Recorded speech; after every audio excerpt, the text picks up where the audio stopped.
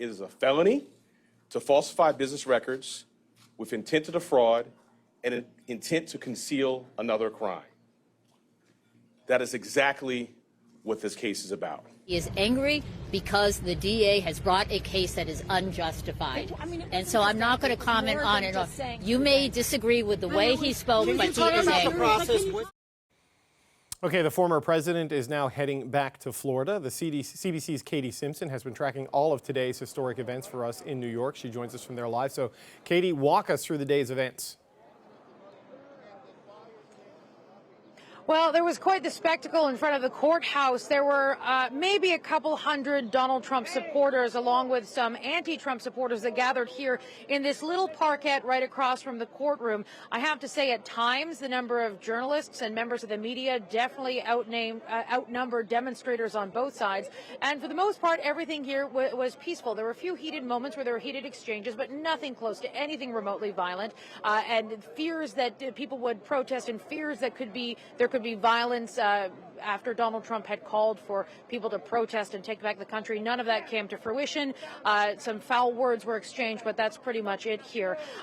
People somewhat were disappointed in the crowd when Donald Trump was whisked into the building. He was whisked into the building through a side door, not through the front door, which is just beyond me right here. And then, of course, he was whisked into that building in made history, the first ever U.S. president to face formal criminal charges. 34 felony charges, all related to hush money payments to 3 individuals.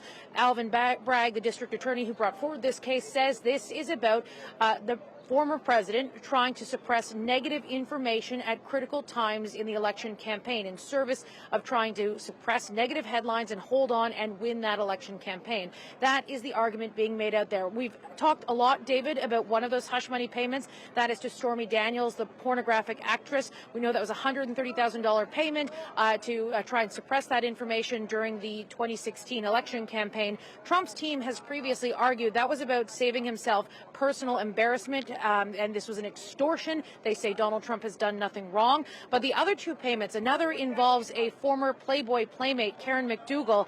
I believe it's a $150,000 payment there, and then a $30,000 payment to a former doorman that Donald Trump knew that allegedly knew information about Trump fathering a child out of wedlock.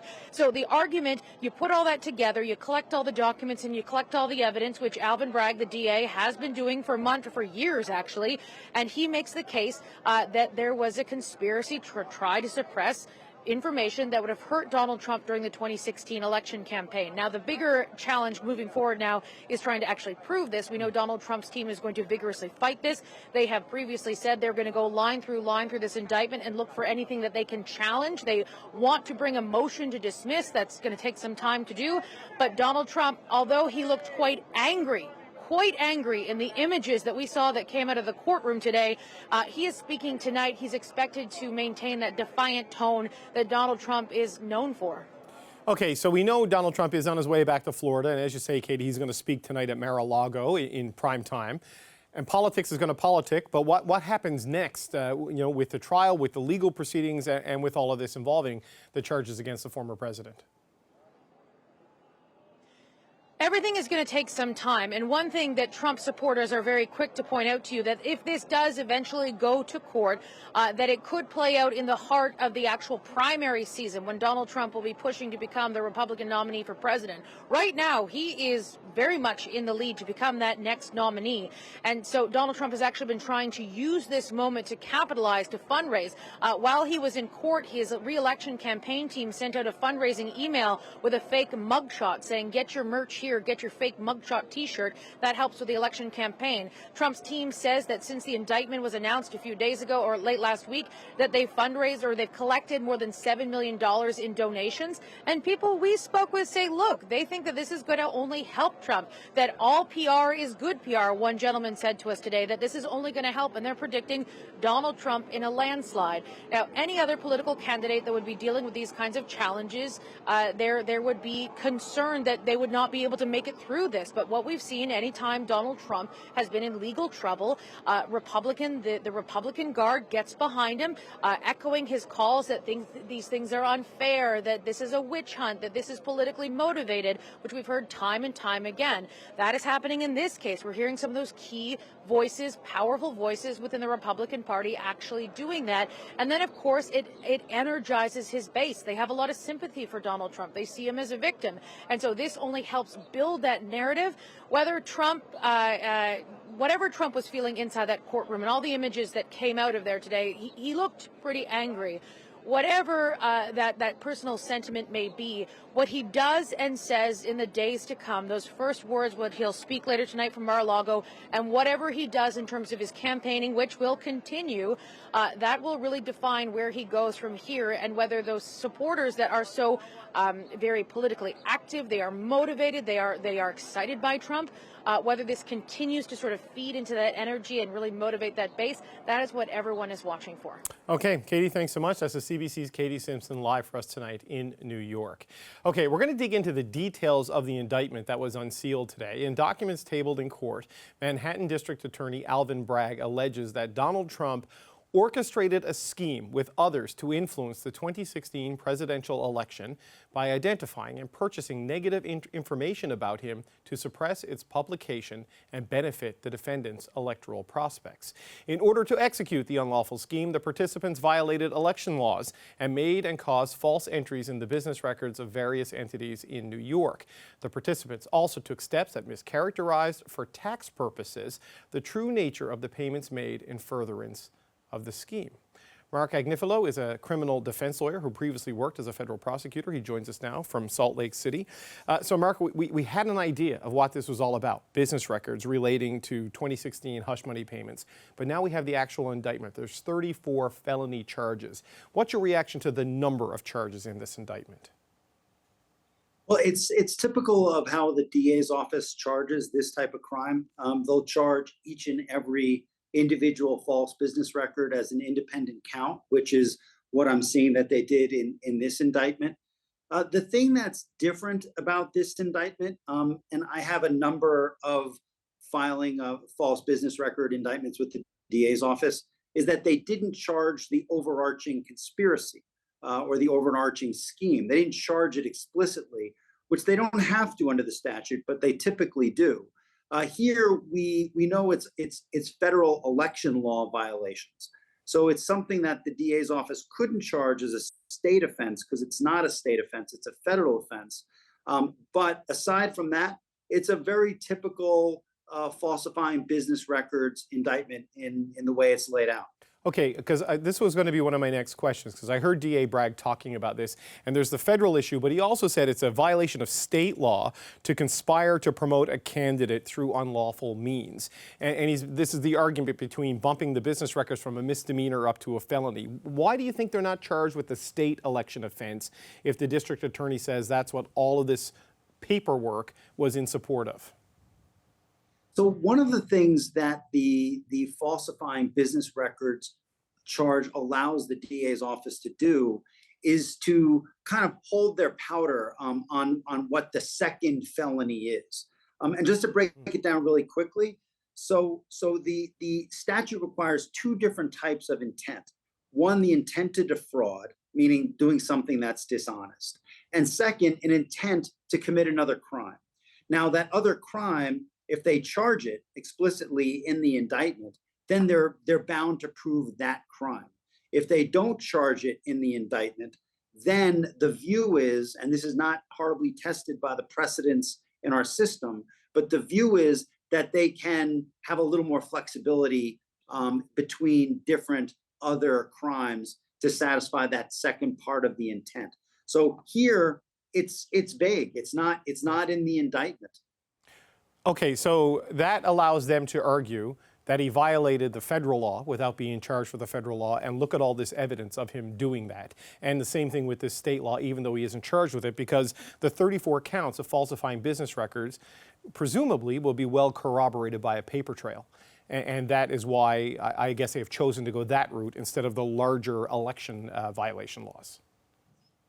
I think that's right. And the paper trail is actually set forth in the indictment. If you read through the indictment, it breaks down exactly what each record is. You know, what's a receipt, what's a check stub. I mean, it's pretty explicit when it comes to that. So those are documents. And I think it's going to be important for the DA's office to have documents to corroborate Michael Cohen, who I think is probably going to come across as a witness with a little something for everybody. I mean, he's going to be very rigorously cross-examined by Trump's lawyers. And then the DA's office is going to turn around and say, well, of course he's a liar and a criminal. Who else would Trump choose to do his dirty work? Yes, so there's a little something for everybody. Yeah, the character of Cohen as a witness, hanging a case entirely on him would be a risky move. But I'm wondering, you've got the 34 counts of falsifying business records in the first degree. The sheer number is significant. But how serious are these charges? Do these mean jail time if he's convicted of this? I mean, what are the nature of these charges in terms of the risk for the former president? So they're all felony charges. You know, we have misdemeanors and felonies. Felonies is the more serious of the two. But they're E, like Edward level felonies. There's A through E in the system. A is the most serious, E is the least serious. So they're the least serious felony charge. Now that means he could go to jail. If he's convicted, especially if he goes to trial and loses, it is possible that Judge Marchand gives him a prison sentence on a number of E felonies. But there's a long way to go between now and then. Okay, so how would you assess the strength of the case? And I wonder, can we even do that given the very narrow, description of things in the statement of facts and in the indictment itself? I mean, how strong a case does this appear to be on its surface? So I think where the big issues lie here is what was Trump's motive for these payments. The defense has already come out and said they were personal in nature. He was being extorted by different women. It wasn't about the election at all.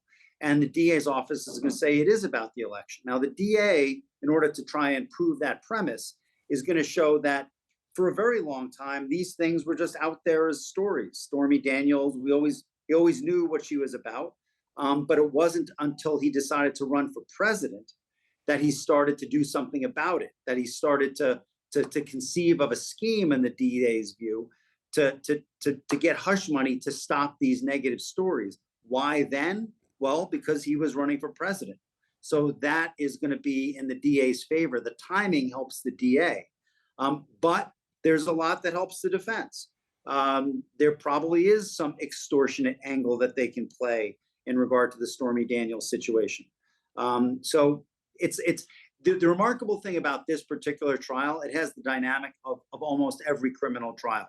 There's something for the prosecution to say, there's something for the defense to say, and we'll see how those conflicting views all play out in front of a jury. Well, it's certainly given Trump a lot to say, especially on social media. And the judge warned Trump to refrain from social media posts that could cause unrest, but the judge declined to impose a gag order on the former president. We know he's going to speak tonight at Mar-a-Lago. I mean, what kind of a challenge does a defendant like Donald Trump pose in a case like this?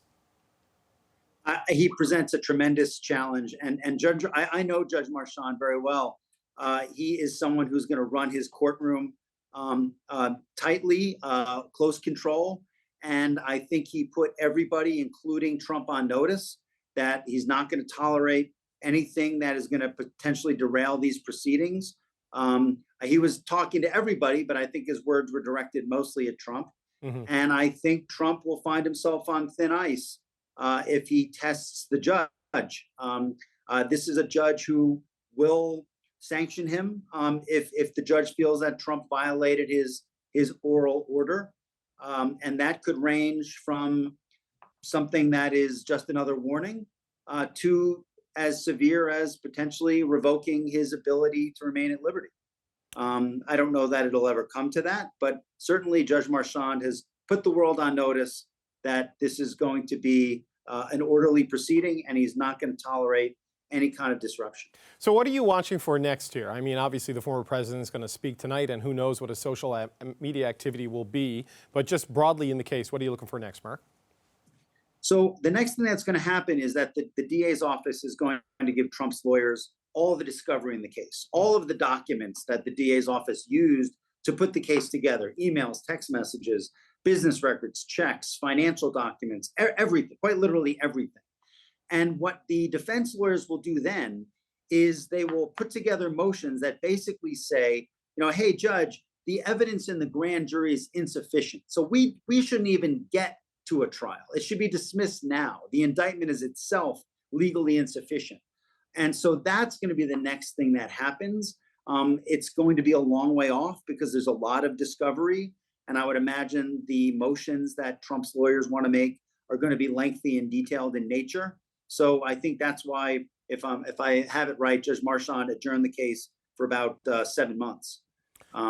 And so there'll be a lot of work to do in the meantime. In the meantime, I think Judge Marchand will be keeping his eye on Trump. And if Trump crosses a line in the judge's mind, he could summon the parties back to court before that. Okay, Marc, I really appreciate the insight. Thank you so much. That's Marc Agnifilo. Thank you so much, sir. Thank you. President Trump, will you please come take some questions? How did you plead, President Trump? How did you plead?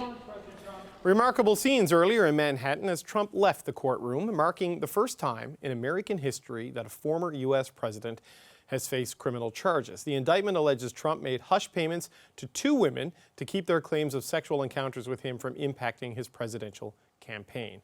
Kadia Goba is a political reporter at Semaphore. Ursula Perano is a political reporter with the Daily Beast. Hello, thanks for joining me, gang. Kadia, thanks for having us.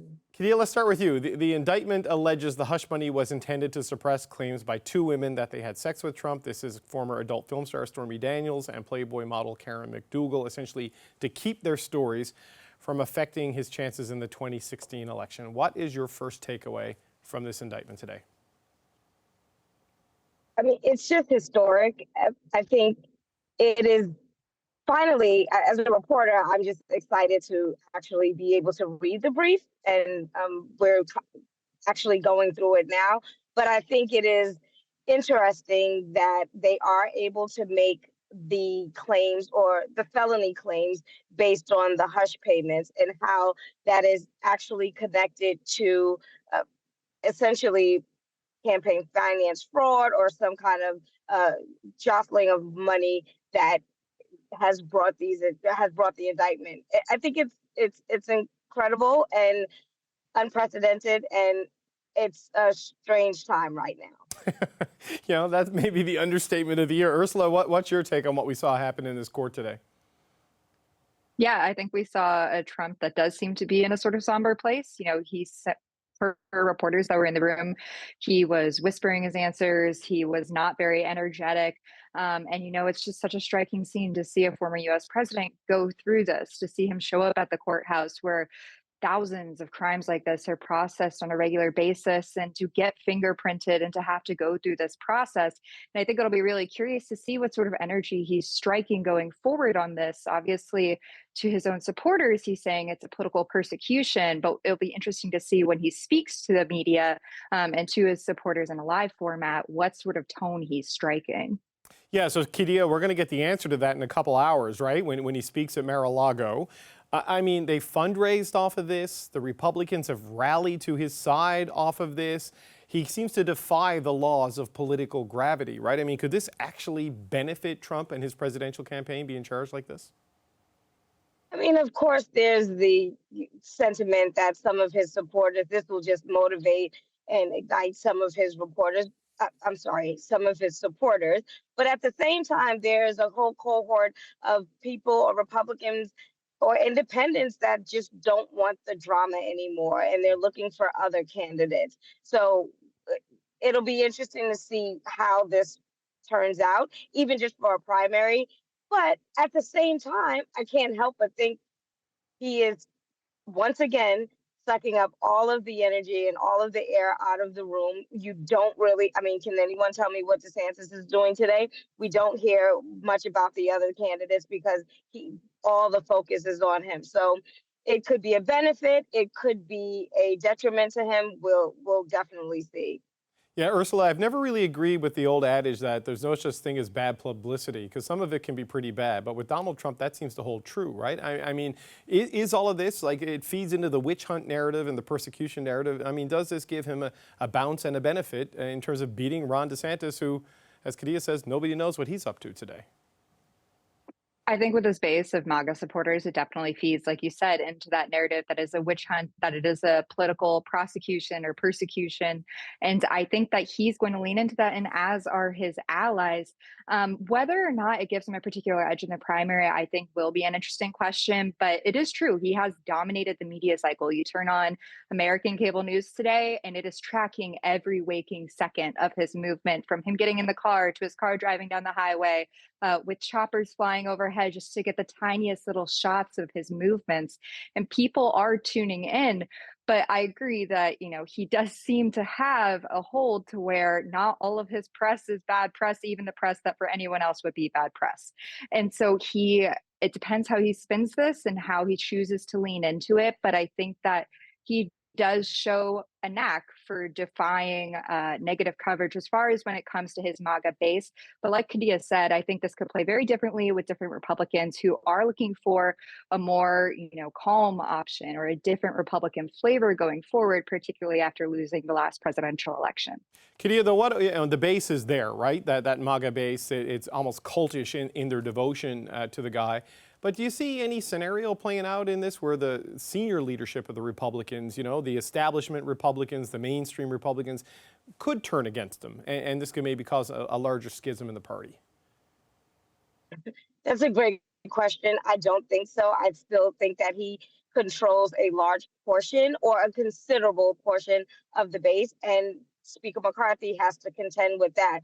We already see how he's, more applicable to people like Marjorie Taylor Greene, who for 2 years was touted as this person who, is a conspiracy theorist. So I don't think, I don't see him making a clear, or Kevin McCarthy or leaders of the party making a clear cut from Trump, especially during this time of, while the primary is going on. But but if you look at the rally today, the people that were there, Republicans that were there, Marjorie Taylor Greene and George Santos, Marjorie Taylor Greene and George Santos. There are a slew of Republicans in Congress right now from the New York delegation. Some of them are credited for winning the election. Winning the majority. They did not come to Trump's aid today, and I think that is particularly interesting. But does he only need Marjorie Taylor Greene? I spoke to her earlier today, and she compared, almost Messiah-like, compared him to Nelson Mandela when I asked her if he should be indicted, or if he is convicted, should he be president? She compared him to Nelson Mandela. So those followers are faithful and strong. No, I saw that. She compared him to Nelson Mandela and Jesus Christ, which I thought was maybe a bit of a historical stretch, certainly with Mandela. Ursula, what do Nikki Haley, what do Mike Pence, what do Ron DeSantis, what do they do now? I think that's a question a lot of people are hoping to answer. I think that on the Hill, for example, Republicans, there is sort of a general tone of saying that this goes too far, that this political prosecution has overreached in its actual scope.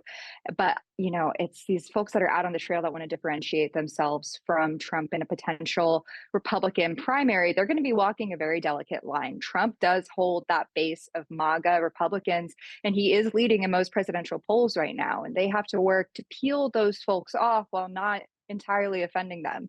And so I think it's walking the line of accepting that Trump does have a hold on a lot of the Republican Party, and a lot of the Republican Party does think that this case is an entire sham. And they have to make sure that they are appealing to that while also appealing to some sort of tone of, hey, but I can be something different, and walking that line and understanding the hold that Trump has continuously on this party. I want to wish you both good luck. Get your sleep, hydrate. I think you're going to have a busy time ahead of you as the trial component collides with the primary component. But Kadia, Goba, and Ursula Perano, thanks so much for joining us tonight.